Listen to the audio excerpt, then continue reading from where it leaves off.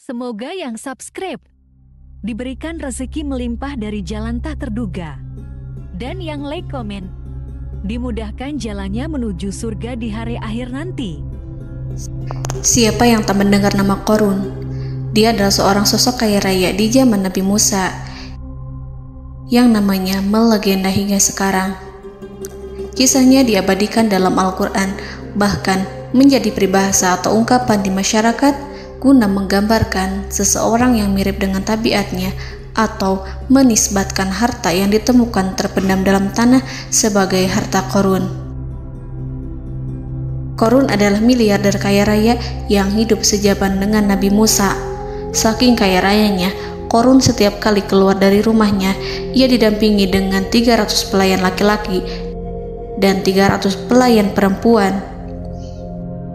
Qorun juga dikawal oleh 4.000 pengawal yang diiringi 4.000 binatang ternak ditambah 60 ekor unta yang khusus membawa kunci-kunci gudang penyimpanan harta kekayaannya itu. Itu dilakukan semata-mata sebagai bentuk kesombongan bahwa dialah manusia paling kaya, paling terhormat, dan memiliki pengikut setia. Ia merasa lebih mulia dibandingkan Nabi Musa alaihissalam. Orang-orang tentu saja akan penasaran seberapa banyak harta kekayaan Qorun jika pengawal dan pembawa kunci gudang kekayaannya sebanyak itu. Lalu berapa banyakkah harta yang dimiliki Qorun yang disimpan di dalam gudangnya tersebut? Sebelum saya melanjutkan, dimohon untuk menonton video ini sampai selesai supaya tidak ada kesalahpahaman dalam memahami isi cerita, serta mohon bantu channel ini semakin berkembang dengan cara tekan subscribe dan silakan tinggalkan like serta komen positifnya. Semoga dukungan pemirsa Risalah Kehidupan bernilai pahala dan menjadi wasilah dimudahkannya segala urusan pemirsa sekalian. Pemirsa Risalah Kehidupan, di zaman sekarang banyak orang yang mengistilahkan rezeki yang tak terduga dengan istilah harta Qorun. Lalu dari manakah sumber harta kekayaan Qorun yang sangat luar biasa itu? Serta di manakah Qorun dan hartanya ditenggelamkan? Siapakah Qorun dan bagaimana kisahnya dengan Nabi Musa? Qorun merupakan kaum Nabi Musa alaihissalam. Disebutkan oleh Ibnu Jurayj, nama lengkap Qorun adalah Qorun ibnu Yashar, ibnu Qahis, ibnu Lawi, ibnu Yakub. Ia merupakan putra paman atau sepupu Nabi Musa alaihissalam. Pasalnya, Nabi Musa alaihissalam sendiri adalah putra Imran, sedangkan Imran adalah putra Qahis. Dengan kata lain, Qorun masih satu kakek dengan Nabi Musa alaihissalam, yakni kakek Qahis. Ia adalah umat Nabi Musa yang taat. Tidak hanya memiliki banyak harta, Qorun juga termasuk orang yang cerdas dan berilmu. Ia menguasai ilmu duniawi dan ilmu ukhrawi, dan tercatat bahwa Qorun adalah ahli di bidang kimia. Dirinya tercatat sebagai ahli kitab Taurat setelah Nabi Musa. Kepandaian Qorun dalam ilmu agama membuat dirinya sering disebut dengan ilmu nawir, atau orang yang memberi cahaya dan penerangan. Suaranya terkenal merdu dalam membaca kitab Taurat. Selain itu, Qorun juga lihai dalam berbisnis. Ia mengetahui trik investasi yang menguntungkan, serta jalur perdagangan internasional yang strategis di zamannya. Kekayaan Qorun begitu banyak, sebagaimana tercatat dalam surat Al-Qasas ayat 76. Sesungguhnya Qorun termasuk kaum Musa, tetapi dia berlaku aniaya terhadap mereka. Kami menganugerahkan kepadanya perbendaharaan harta yang kunci-kuncinya sungguh berat dipikul oleh sejumlah orang-orang yang kuat. Dalam riwayat Kaisamah disebutkan, kunci gudang kekayaan Qorun dibutuhkan 60 bigol atau sejenis kuda kecil. Ukuran kuncinya sebesar jari, bahannya terbuat dari kulit, dan setiap kunci digunakan untuk satu gudang. Maka keluarlah Qorun kepada kaumnya dalam kemegahannya. Para ulama tafsir menjelaskan Qarun keluar dengan mewah diiringi dengan 300 gadis berbaju merah dan 4.000 kendaraan kuda. Tak heran, iring-iringan Qarun itu mengundang decak kagum mereka yang gandrung terhadap harta kekayaan. Sebagaimana yang terekam dalam ayat Al-Quran, moga-moga kiranya kita mempunyai seperti apa yang telah diberikan kepada Qarun. Sesungguhnya ia benar-benar mempunyai keberuntungan yang besar. Quran Surat Al-Qasas ayat 79. Namun tak sedikit kaumnya yang mengingatkan. Ingatlah ketika kaumnya berkata kepadanya, janganlah engkau terlalu bangga, sesungguhnya Allah tidak menyukai orang-orang yang terlalu membanggakan diri atau farihin. Ulama menafsirkan istilah farihin di sana juga berarti takabur, zolim, berbuat kerusakan, arogan, dan tak mau bersyukur terhadap nikmat. Qarun dikisahkan memiliki ribuan kuda yang berisikan emas dan perak. Bila keluar rumah, Qarun selalu berpakaian mewah dan dikawal 600 pelayan dan diiringi 4.000 ekor kuda serta 60 ekor unta yang membawa kunci-kunci gudang kekayaannya. Namun, sayangnya Qarun kemudian membangkang pada Nabi Musa dan menjadi pengikut setia Fir'aun. Mengenai dari mana asal-usul kekayaan Qarun, ada beberapa riwayat yang memberitahukan tentang asal-usul kekayaan Qarun.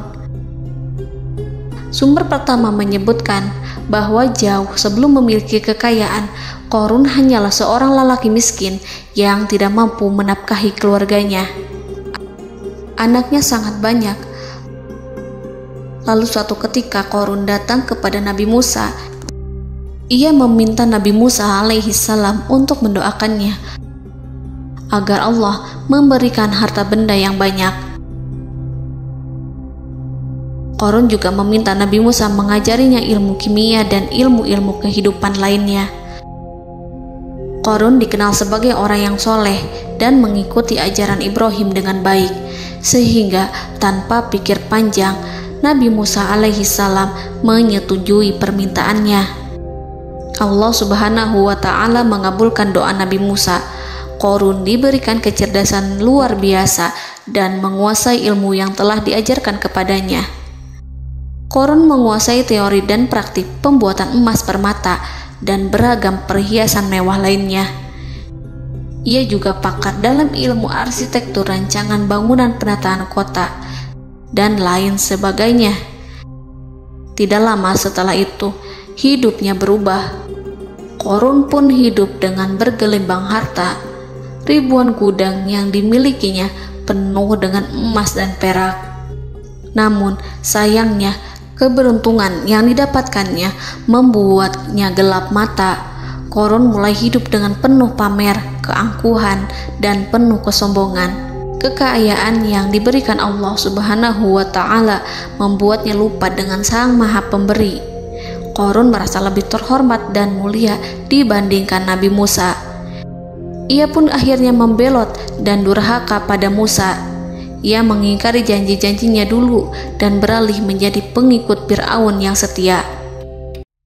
Loyalitas Qarun terhadap Fir'aun membuatnya diangkat menjadi kepala mandor yang membawahi ribuan pekerja. Dikisahkan bahwa Qarun bersikap semena-mena terhadap para pekerja. Ia tega memotong upah mereka.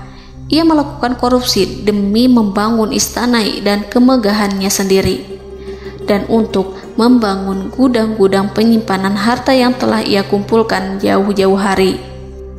Ketika datang perintah zakat, Nabi Musa alaihi salam pergi menemui Qarun dan memerintahnya mengeluarkan zakat sebesar 1 dinar dari setiap 1000 dinar hartanya, 1 dirham dari setiap 1000 dirham, 1 kambing dari setiap 1000 kambing, dan seterusnya.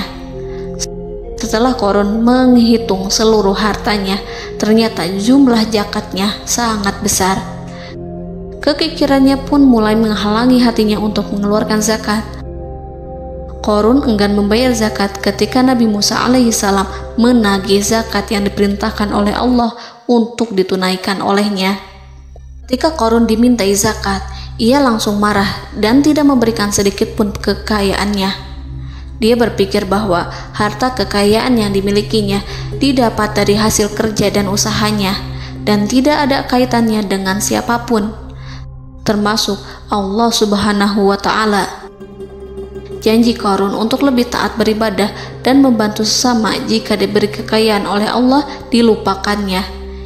Dia mempergunakan kekayaannya tersebut dalam kesesatan, kezoliman, dan permusuhan, sehingga membuatnya menjadi sombong dan terlena. Orang-orang beriman pada masa itu sering menasihati Qarun untuk bersyukur atas nikmat yang telah Allah berikan, tetapi dia tidak mengindahkan nasihat tersebut. Dari sikapnya tersebut sudah jelas bahwa Qarun tidak membutuhkan nasihat kebenaran, bahkan merasa tidak takut dengan ancaman Allah. Sebab Qarun merasa sudah memiliki segalanya. Qarun merasa dirinya hebat dan pintar serta punya banyak pengikut setia, punya banyak pengawal dan merasa aman karena dekat dengan Raja Fir'aun. Qarun berkata, "Sesungguhnya aku mendapatkan harta ini karena ilmu yang ada padaku." Qarun sangat sombong. Ia merasa hartanya didapatkannya sendiri tanpa campur tangan dan kehendak Zat yang Maha Kaya, yakni Allah Subhanahu wa Ta'ala. Apakah Qarun lupa ataukah ia tidak tahu bahwa Allah telah membinasakan orang-orang sombong sebelumnya yang bahkan lebih kuat darinya, yang lebih kaya darinya, yang lebih banyak pengawalannya, lebih kokoh dan tak terkalahkan dibanding dirinya? Karena terdorong sifat kikir dan angkuh, maka Qarun membuat rencana untuk melakukan tipu daya agar dia terlepas dari kewajiban membayar zakat. Dia ingin menjatuhkan nama baik dan citra baik Nabi Musa. Kemudian dia mengumpulkan tokoh-tokoh konglomerat Bani Israel. Ia berkata kepada mereka, "Wahai saudara-saudaraku, terhadap apa yang diperintahkan Musa untuk membayar zakat, apakah kalian akan mematuhinya? Sekarang dia hendak mengambil harta yang ada di tangan kalian, maka pikirkanlah suatu cara untuk menghindari perintahnya." Para pembesar-pembesar yang dipanggil kemudian menjawab, "Wahai paduka Qarun, engkau lebih besar daripada kami. Kami akan melakukan apapun yang kau inginkan." Qarun berkata, "Datangkanlah kepadaku wanita cantik. Aku akan memberinya hadiah besar jika ia berhasil menggoda dan memfitnah Musa." Ketika wanita cantik yang diinginkannya datang, Qarun memberikan kepadanya uang muka sebagai jaminan. Ia akan membayarkan seluruh yang dijanjikannya ketika berhasil menjalankan misinya. Bukan hanya itu, Qarun pun berjanji akan menjadikan wanita ini sebagai istrinya. Keesokan harinya, Qarun mengumpulkan Bani Israel. Setelah itu, Qarun menghadap kepada Nabi Musa seraya berkata, "Orang-orang menanti kedatangan Anda, sampaikanlah saran dan nasihat kepada mereka." Nabi Musa kemudian keluar dari rumahnya. Ia mulai menyampaikan nasihat pada umatnya. Di antara nasihatnya, beliau berkata, "Barang siapa yang mencuri, aku akan memotong tangannya. Barang siapa yang memfitnah, aku akan mencambuknya sebanyak 70 kali. Barang siapa yang tidak mempunyai istri dan dia berbuat zina, maka aku akan mencambuknya sebanyak 70 kali. Adapun barang siapa yang memiliki istri dan ia berbuat zina, aku akan rajam dia sampai mati." Qarun kemudian berkata, "Apakah ini juga berlaku untuk Anda jika Anda sendiri yang berbuat zina? Apakah Anda akan menerima hukumannya?" Kemudian Nabi Musa menjawab, "Ya, meskipun saya sendiri yang melakukannya." Maka kemudian Qarun memanggil wanita yang telah dibayarnya. Wanita itu berdiri di depan Nabi Musa dan Bani Israel yang telah berkumpul, mengaku sedang hamil karena berhubungan badan dengan Nabi Musa. Maka marahlah Nabi Musa atas fitnah kejam yang diarahkan kepadanya. Kemudian Nabi Musa melakukan sholat 2 rakaat, lalu mendatangi wanita itu dan menyumpahnya agar mengatakan siapa yang menyuruhnya. Wanita itu menjadi ketakutan. Ia bergemetar di depan Nabi Musa dan mengaku bahwa yang menyuruhnya adalah Qarun. Lalu wanita itu bertaubat dan meminta maaf kepada Nabi Musa. Seketika Nabi Musa bersujud seraya berdoa kepada Allah agar menimpakan azab kepada Qarun. Allah memberi wahyu kepada Musa bahwa bumi telah dijadikan tunduk kepada perintah Nabi Musa. Kemudian Nabi Musa berkata kepada bumi, "Wahai bumi, telanlah Qarun beserta kekayaannya, habiskanlah semua." Kala itu Allah menurunkan wahyu kepada Musa alaihissalam untuk memerintah bumi apapun yang diinginkannya. Begitu Nabi Musa alaihissalam datang dengan wajah sangat marah, barulah Qarun merajuk, "Wahai Musa, sayangilah aku." Sementara Nabi Musa alaihissalam tak bergeming. Beliau lantas berkata pada bumi, "Wahai bumi, ambillah mereka." Seketika rumah Qarun mulai bergetar. Qarun dan antek-anteknya mulai dibenamkan hingga bagian lututnya. Rumahnya ikut turun sedalam lutut. Qarun kembali merajuk, "Sayangilah aku Musa." Rumahnya kembali berguncang. Kini Qarun dan kawan-kawannya kembali terbenam hingga pusar. Demikian pula rumahnya.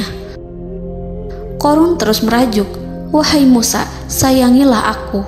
Sementara Nabi Musa alaihissalam kembali meminta bumi, "Wahai bumi, ambillah mereka." Rumah Qarun berguncang lagi, sementara Qarun dan kawan-kawannya terus terbenam hingga bagian tenggorokannya. Demikian pula rumahnya. Qarun lagi-lagi menjerit, "Wahai Musa, sayangilah aku." Namun Nabi Musa alaihissalam tak bergeming. Beliau terus meminta bumi menelannya hingga akhirnya Qarun dan kawan-kawannya hilang seluruhnya ditelan bumi. Tak lama setelah itu Allah berkata, "Wahai Musa, apa yang membuatmu bersikap demikian? Padahal demi kemuliaanku, andai dia Qarun berdoa kepadaku, niscaya aku akan rahmati. Maka kami benamkan dia beserta rumahnya ke dalam bumi, maka tidak ada baginya satu golongan pun yang akan menolongnya selain Allah, dan dia tidak termasuk orang-orang yang dapat membela diri." Quran Surat Al-Qasas ayat 81. Lalu di manakah lokasi ditenggelamkannya Qarun beserta harta bendanya? Konon berdasarkan kepercayaan beberapa masyarakat setempat, Qarun ditenggelamkan di sekitar sungai atau danau Moris yang terkenal di kota Payom, negara Mesir. Qarun konon mendirikan istana dan di tempat itu pula ia ditenggelamkan. Dahulu, Qarun berkeinginan membangun sebuah istana, namun tidak diizinkan oleh Fir'aun jika istana itu dibangun di samping istana Fir'aun. Terlebih, Qarun juga tidak ingin membangun istana di tengah pemukiman Bani Israel yang terletak di tanah Jasan. Fir'aun pun memberikan tanah di wilayah Fayom. Kemudian di tepi sungai Payom inilah Qarun membangun istananya yang megah, dan di dalamnya ia membangun Al-Khunuj, gudang penyimpanan harta berisi emas dan perak. Salah satu bukti arkeologis yang dapat dijumpai di lokasi tersebut adalah runtuhan bangunan yang diduga sebagai tempat tinggal Qarun yang berjarak sekitar 2 km dari Danau Qarun. Menurut beberapa sumber, bangunan yang masih berdiri kokoh tersebut adalah benteng yang dibangun oleh Qarun. Namun ada juga yang mengatakan bahwa bangunan tersebut adalah tempat tinggalnya. Wallahu a'lam. Semoga kita semua dijadikan orang yang Allah mampukan menjadi orang kaya namun tidak seperti Qarun,